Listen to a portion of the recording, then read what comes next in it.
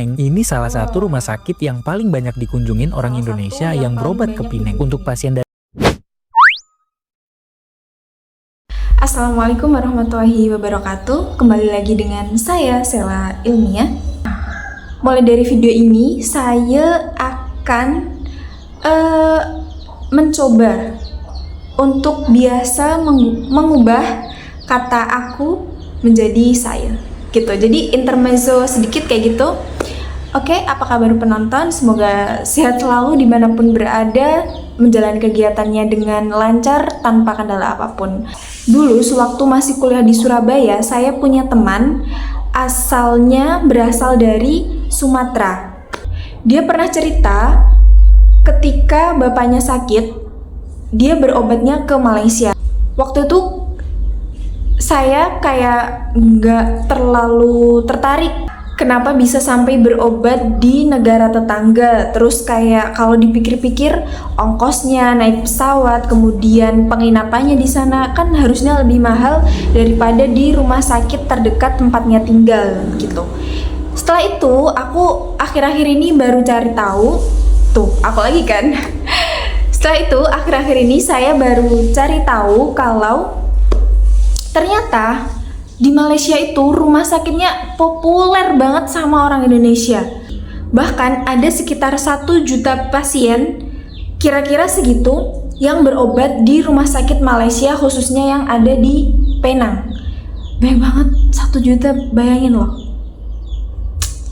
Jadi di video kali ini aku bakal nonton video mulai dari profil rumah sakit sampai ke pengalaman orang yang langsung berobat di sana.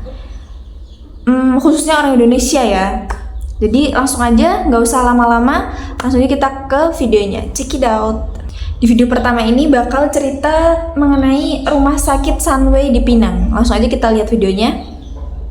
Rumah sakit Sunway di Pineng ini salah satu rumah sakit yang paling banyak dikunjungin orang Indonesia yang berobat ke Pineng. Untuk pasien dari Indonesia, Sunway ada fasilitas antar jemput gratis, bandara, rumah sakit, dan juga gratis hotel. Untuk check up, mereka buka dari Senin sampai Sabtu, kecuali hari Minggu dan libur nasional. Sunway ini salah satu grup rumah sakit yang terbesar di Malaysia dan jadi salah satu rumah sakit dengan alat yang paling baru dan canggih. Makanya jadi tujuan banyak orang Indonesia. Bahkan dalam beberapa kasus, ada banyak pasien dari rumah sakit lain di Pineng yang dirujuk ke Sunway Pineng ini untuk dapat tindakan yang cuma bisa dilakukan menggunakan alat-alat baru di Sunway ini. Kalau mau check up biar cepet dan tanpa terlalu lama antri, kita bisa reservasi dulu. Ini untuk biaya medical check upnya. Nah, nanti akan diarahkan untuk puasa dulu sebelum check up. Hasilnya juga cepet banget, bisa keluar hari ini atau besok. Untuk info lengkap dan dapat gratis antar jemput dan gratis penginapan di hotel mereka, bisa langsung chat nomor ini atau DM ke kita ya. Gak perlu khawatir, bisa pakai bahasa Indonesia kok untuk komunikasinya, dan boleh tanya-tanya aja dulu. Sampai jumpa.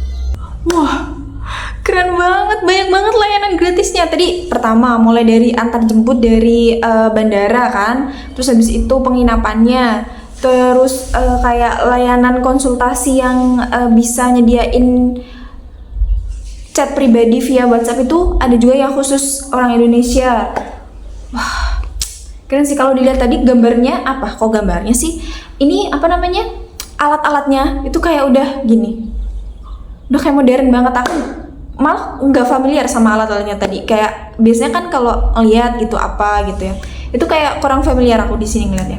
Nah, bahkan poin plusnya itu tadi beberapa rumah sakit di Penang itu malah sempet kayak kalau overload pasiennya itu dibawa ke Sunway ini gitu. Terus kalau mau medical check up dia berkisar dari 590 ringgit Malaysia sampai 990. Jadi kira-kira kalau medical check up di sana kayak gitu.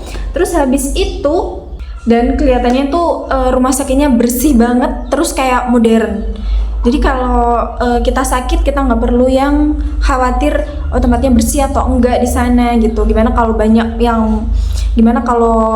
banyak pasien yang ini loh, kalau di Indonesia tuh kalau kita rawat inap suka ini kayak kerabatnya tuh banyak, terus istirahatnya tuh kurang teratur, kayak di mana-mana gitu. Di ruang tunggu dia bisa tidur, terus kemudian di pojok-pojok gedung gitu bisa tidur juga di sana gitu, saking capeknya nunggu. Nah, kalau di sini kayaknya lebih teratur deh tempat duduknya, terus kayaknya tadi tempat duduknya semuanya sofa yang empuk gitu.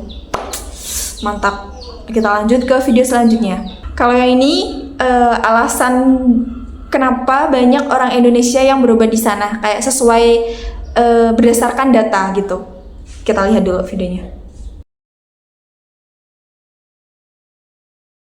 Juta WNI berobat ke luar negeri, 1 jutanya diantaranya ke Penang. Wah, apa tadi?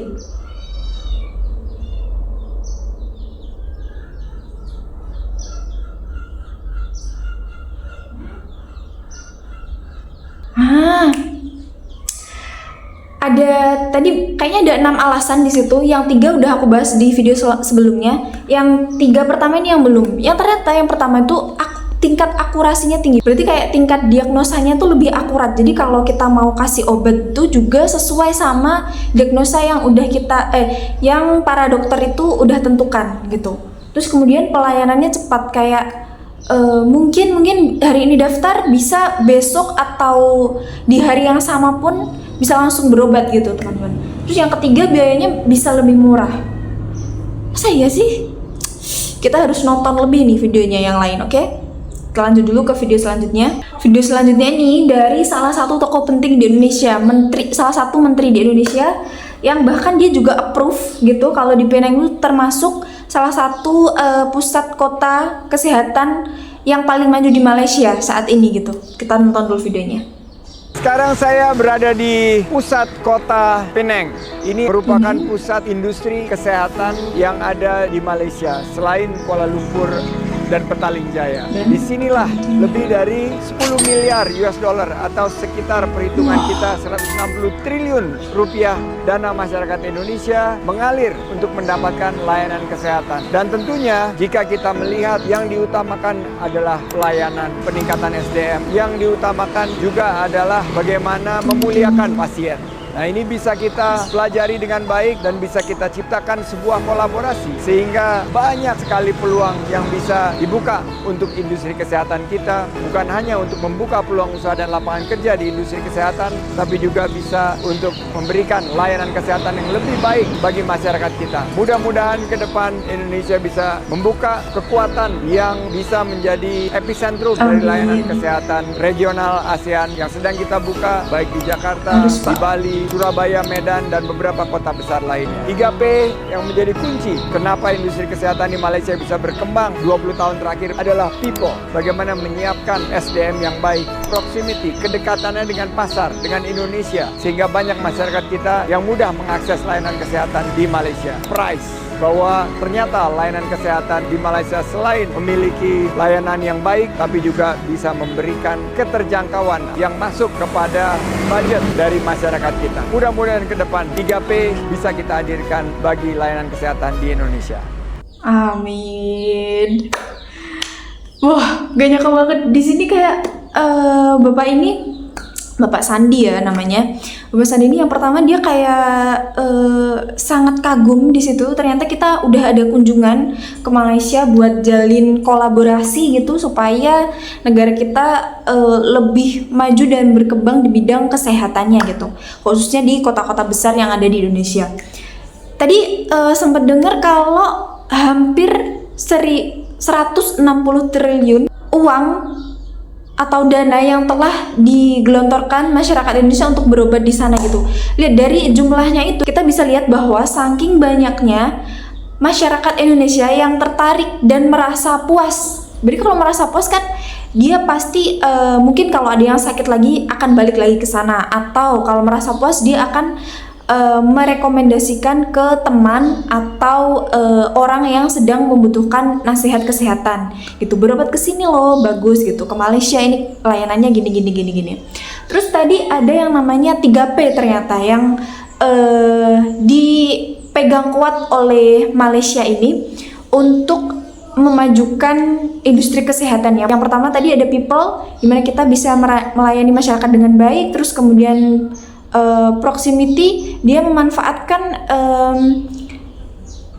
gimana kita bisa menggait gitu masyarakat, apalagi tetangga kita, biar bisa berobat ke negeri tersebut, negeri Malaysia gitu. Terus yang kedua ada price-nya. Ternyata dengan layanan yang bagus, dengan fasilitas yang memadai dan juga diagnosa yang akurat tadi tuh tidak membuat harga atau harga layanan tadi tuh tinggi gitu, enggak, ternyata bisa juga terjangkau. Nah, itu teman-teman yang patut kita tiru sebagai masyarakat yang sedang membangun negaranya. Oke? Bagus banget. Kita mau lanjut nonton video lagi. Bye. Sebenarnya kenapa sih orang Indonesia suka banget berobat ke Penang? Nah, selama aku ekspor rumah sakit di Penang, ternyata mereka nggak main-main soal kesehatan. Buktinya nih, rumah sakit di sini memiliki peralatan dengan teknologi yang terkini. Nggak cuma itu, para dokter juga terus mengupgrade ilmunya, terutama di perawatan spesialis. Rumah sakit juga berusaha memberikan pengalaman terbaiknya sebelum, selama, dan sesudah kedatangan pasien, terutama buat pasien internasional. Salah satunya Indonesia nih. Mereka bahkan menyediakan staf yang bisa berbicara bahasa Indonesia. Jadi nggak ada tuh yang namanya miskom. Secara geografis, lokasi Malaysia sangat dekat dengan Indonesia. Dan pastinya, harga yang ditawarkan juga lebih terjangkau. Semua rumah sakit ini dipantau oleh Malaysia Healthcare Travel Council, sehingga lebih terjamin. Maka nggak salah kalau mereka punya tagline, lebih dekat, lebih terjangkau. Rumah sakit di Malaysia juga banyak mendapatkan pengakuan di mata dunia. Sambil menunggu hasil dari dokter, pasien juga bisa berwisata di sekitaran Penang, mulai dari tempat bersejarah hingga wisata kuliner. Makanya nggak salah nih kalau wisata medis di Penang, Malaysia jadi salah satu wisata yang digemari masyarakat Indonesia. Next, tungguin aku sharing tempat wisata dan juga tempat makan enak di Penang ya. Oke, jadi kurang lebih videonya sama ya, kayak reason kenapa dia itu kenapa masyarakat di Indonesia itu lebih tertarik untuk berobat di sana. Kurang lebih sama, tadi pelayanannya bagus, bahkan sampai ada menyediakan orang yang khusus berbahasa Indonesia biar nggak salah komunikasi gitu. Terus ada poin plusnya juga di sini. Ternyata kalau kita sedang menunggu pasien, misal kita sedang membawa saudara kita berobat ke Malaysia, terus udah reservasi dan lain-lain, ternyata masih menunggu untuk berobatnya. Kita bisa jalan-jalan, ternyata banyak wisata juga di Penang, mulai dari wisata bangunan tadi sampai ke wisata kuliner. Itu poin plus juga. Oke, keren banget. Kita lanjut nonton lagi ya. Ternyata kayak gini toh perbedaan berobat di Penang sama berobat di Indonesia. Jadi ceritanya aku dan mama udah keluar dari hotel hari ini tuh jam 7 pagi. Kita pikir kita itu cuma buat ambil nomor antrian aja. Aku ambil nomor antrian untuk ke dokter spesialis gastrologi dan mamaku ambil nomor antrian untuk ke dokter mata. Karena mamaku usianya sudah tergolong lansia, katanya sih dia punya kendala sama di matanya yang ada katarak. Sebenarnya salah satu matanya itu sudah operasi katarak waktu di Jakarta. Waktu itu aku juga yang temenin. Cuma katanya mama tuh masih nggak nyaman gitu sama matanya yang masih rabun. Setelah dapat nomor antrian, ternyata aku dapat jadwal sekitar jam 18.30 malam untuk ketemu sama dokter. Dan ternyata kalau untuk dokter mama itu udah mulai dari jam 8 pagi. Jujur waktu nunggu antrian dokter mama itu cukup lama. Aku antri mulai dari sekitar jam setengah 8 dan baru dicek itu sekitar jam setengah 12 siang. Tapi begitu sudah ketemu sama dokter langsung menyarankan untuk melakukan tindakan 2 sekaligus ke mata kiri dan mata kanan. Mata yang sudah pernah dioperasi sebelumnya di Jakarta bisa dilakukan pembersihan dengan laser, dan mata yang satunya lagi langsung dilakukan operasi katarak. Jujur aku sebagai orang yang baru pertama kali berobat ke Penang itu merasa kaget. Dalam satu hari yang sama dokter bisa melakukan beberapa tindakan yang sebelumnya mungkin belum pernah aku rasain ketika aku berobat di Jakarta. Ini kok kesannya kayak lebih satset gitu ya. Kalian juga pernah ada yang punya pengalaman berobat di Penang? Tulis di kolom komentar ya. Wah, ini ceritanya seru banget ini. Aku bisa bandingin sama ceritaku. Pertama dia di sini kan ceritain kalau dia berobat sama mamanya ke Malaysia gitu. Nah mamanya di sini dia mikirnya kalau hari pertama itu cuma buat reservasi aja gitu. Ternyata bisa langsung diperiksa di situ dan sekaligus langsung diberi tindakan. Kalau tadi katanya lumayan lama nunggu dari setengah 8 terus di periksanya jam setengah 12 itu lumayan. Kalau di sini itu sangat wajar banget di sini. Kebanyakan kayak gitu. Meskipun kita udah nunggunya ngerasa lama ya, tapi kebanyakan kayak gitu. Aku sendiri udah pernah punya pengalaman nganter pamanku untuk operasi mata. Ada kataraknya juga. Nah, itu dulu hari pertama karena kita dari desa ya, kita ke rumah sakit, kita ke puskesmas namanya kalau di sini. ambil surat gitu rujukan buat periksa. Nah, periksanya di hari Kamis misal tuh. Udah kita diperiksa, oh tindakannya begini Pak gitu. Tindakannya itu dilakukan 1 minggu setelahnya coba. Dan di selang waktu itu ada kayak dikasih obat kan, kayak obat tetes gitu. Dan ternyata di sini bisa langsung dikasih tindakan setelahnya. Di sini setelah jam setengah 12 periksa, jam 1-nya udah tindakan. Kayak sat. Aduh. Keren banget sumpah, keren banget. Kita Indonesia di sini nih. Malaysia ada di ini belakang ini. Sedangkan Malaysia ada di sini. Jauh banget lah pokoknya, jauh. Jadi keren banget pokoknya. Sejauh ini aku udah denger dari dua orang yang termasuk deket ya sama aku. Yang pertama tadi teman kosku, bapaknya periksa di Penang, terus yang kedua itu masih saudara. Jadi suaminya kakinya sakit gitu, periksa di Malaysia cuma 5 hari udah balik ke Indonesia, udah selesai gitu.